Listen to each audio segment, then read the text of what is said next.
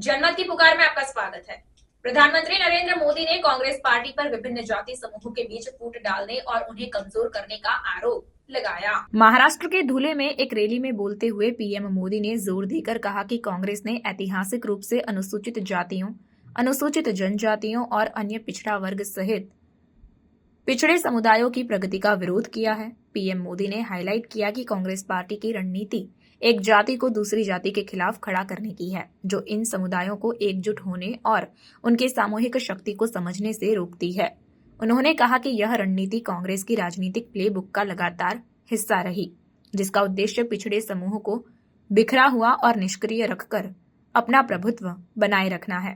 प्रधानमंत्री ने कांग्रेस की आरक्षण नीतियों के विरोध का भी उल्लेख किया, जो एससी, एसटी और ओबीसी समुदायों की उन्नति के लिए बनाई गई है।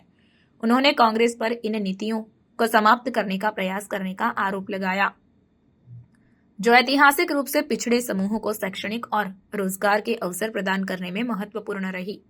पीएम मोदी ने एससी, एसटी और ओबीसी समुदायों से कांग्रेस की विभाजनकारी रणनीतियों के खिलाफ सतर्क रहने और एकता और प्रगति के लिए प्रयासरत रहने का अनुरोध किया। उन्होंने दोहराया कि भाजपा सरकार सभी पिछड़े समुदायों के सशक्तिकरण के लिए प्रतिबद्ध है और उनके विकास को कमजोर करने के किसी भी प्रयास को मंजूरी नहीं देगी। पीएम मोदी के बयान महाराष्ट्र विधानसभा चुनाव के संदर्भ में आए हैं, जहां जाति गतिशीलता अक्सर महत्वपूर्ण भूमिका निभाती है। पिछड़े समुदायों के बीच एकता के लिए उनका आह्वान समर्थन जुटाने और क्षेत्र में कांग्रेस के प्रभाव का विरोध करने के लिए एक रणनीतिक कदम माना जा रहा है। प्रधानमंत्री के दिए गए भाषण के कारण भारतीय राजनीति में जाति की भूमिका पर चर्चा शुरू हो गई है, जिसमें कई लोग देश के राजनीतिक सामाजिक तनाव पर ऐसी विभाजनकारी रणनीतियों के दीर्घकाल प्रभाव पर सवाल उठा रहे हैं। चुनाव अभियान गर्म हो रहा है। जाति आधारित राजनीति का मुद्दा विवादास्पद विषय बना रहने की संभावना है। आज मैं आपको और पूरे देश को कांग्रेस और उसके साथियों की एक बहुत खतरनाक साजिश से आगाह करने के लिए आया हूं और इस आदिवासी क्षेत्र में आया हूं तब मेरा ये कर्तव्य बनता है इस खतरनाक खेल से मैं महाराष्ट्र को, देश को, मेरे आदिवासी भाई बहनों को सजग करूं। कांग्रेस द्वारा एक जाति को दूसरी जाति से लड़ाने का खतरनाक खेल खेला जा रहा है और ये खेल इसलिए खेला जा रहा है क्योंकि कांग्रेस कभी दलितों, पिछड़ों, आदिवासियों को आगे बढ़ते नहीं देख सकती। यही कांग्रेस का इतिहास है। आजादी के समय हमारे बाबा साहब आंबेडकर ने बहुत कोशिश की थी कि शोषितों, वंचितों को आरक्षण मिले, लेकिन नेहरू जी अड़े हुए थे कि किसी भी कीमत पर दलितों, पिछड़ों, आदिवासियों को आरक्षण नहीं दिया जाएगा। बहुत मुश्किल से बाबा साहब दलितों और आदिवासियों के लिए आरक्षण का प्रावधान करा पाए, उनको लड़ाई लड़नी पड़ी। नेहरू जी के बाद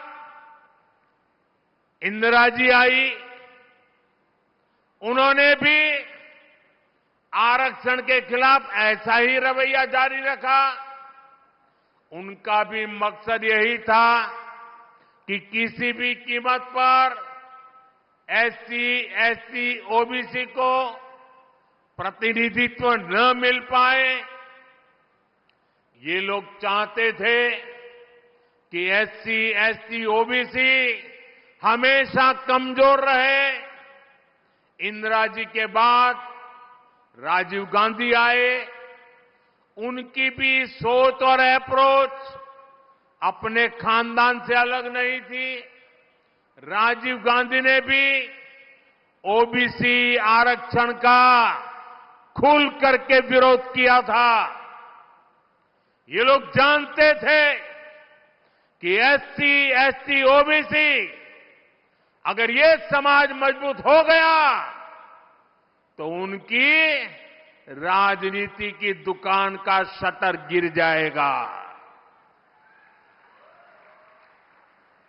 राजीव गांधी के बाद अब इस परिवार की चौथी पीढ़ी इस खतरनाक भावना के साथ उनके युवराज काम कर रहे हैं।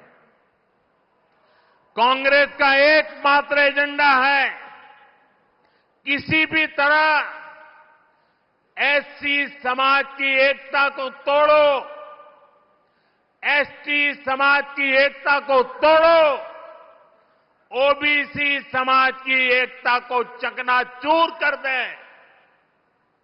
कांग्रेस चाहती है कि एससी समाज अलग अलग जातियों में बिखरा रहे ताकि एससी समाज की सामूहिक शक्ति कमजोर पड़ जाए।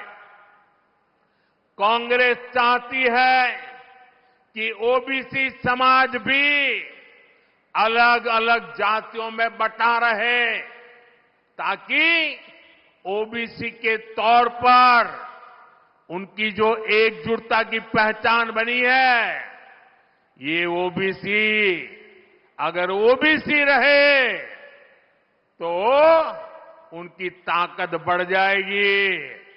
ये ताकत न बढ़े इसलिए ओबीसी समाज को भी जातियों में बिखेर दो, इसलिए वो ओबीसी को भी अलग अलग जातियों में बांटने का खेल कर रही है। कांग्रेस चाहती है कि हमारा एसटी समाज अलग अलग जातियों में बटा रहे, क्योंकि आज आदिवासी के रूप में, जनजातीय समूह के रूप में, शेड्यूल्ड ट्राइब के रूप में समाज की एकता, समाज की एक पहचान, समाज की एकजुटता आज उभर करके आई है और वो मजबूती से अपनी आवाज उठा न पाए, इसलिए उनको भी छोटी छोटी जातियों में बिखेर दो। यहां धुले के इस क्षेत्र में हमारे भील गरासिया, कोकना, कोकनी, कोली महादेव, डोंगर कोली, वारली, ठाकर, कोली ठोर, टोकरे कोली, गमित, गमता, गवीत, पारगी, कटकरी, धानका, तड़वी, तैतरिया, ऐसी आदिवासी जातियां रहती है। कांग्रेस भीलों को कोकना से लड़ाना चाहती है, कांग्रेस भील गरासिया को कोकनी से लड़ाना चाहती है, कांग्रेस कोली महादेव आदिवासी जाति को डोंगर कोली से लड़ाना चाहती है, कांग्रेस वारली आदिवासी जनजाति को ठाकर आदिवासी जनजाति से लड़ाना चाहती है, कांग्रेस कोली ढोर को टोकरे कोली से लड़ाना चाहती है, कांग्रेस गमित को गमता से लड़ाना चाहती है, कांग्रेस गवित को पारधी से लड़ाना चाहती है, कांग्रेस कटकरी को धानका से और तड़वी को तैतरिया से लड़ाना चाहती है। साथियों, आदिवासी की पहचान, जनजातीय समाज की पहचान, शेड्यूल्ड ट्राइब की एकता, इसको तोड़ने में कांग्रेस लगी हुई है। आदिवासी जातियों की एकजुटता कांग्रेस को फूटी आंख नहीं सुहाती। कांग्रेस का एजेंडा है कि देश भर की आदिवासी जातियां आपस में लड़ती रहे, उनकी सामूहिक आदिवासी ताकत खत्म हो जाए। कांग्रेस ने जब धर्म के नाम पर ऐसे ही साजिशें रची थी तो देश का बंटवारा हो गया था। अब कांग्रेस एससी, एसटी, ओबीसी समाज की एक जाति को दूसरे के खिलाफ खड़ा कर रही है। भारत के खिलाफ इससे बड़ी साजिश कोई और नहीं हो सकती। आप मुझे बताइए, आदिवासी जब एकजुट रहेगा तो उसकी ताकत बढ़ेगी कि नहीं बढ़ेगी? ताकत बढ़ेगी कि नहीं बढ़ेगी? अलग अलग जातियों में टूटने से आप सोचिए कमजोर हो जाएंगे कि नहीं हो जाएंगे। इसलिए मैं कहता हूं, एक है तो सेफ है, एक है तो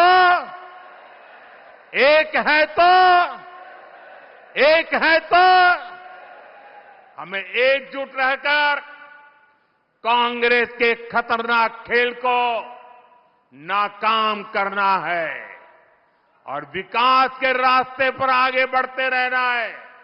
अगर आपने हमारा अभी तक चैनल सब्सक्राइब नहीं किया है तो कृपया चैनल सब्सक्राइब कर लें, लाइक करें, शेयर करें, कमेंट करें। तो मिलते हैं फिर किसी और खबरों के साथ।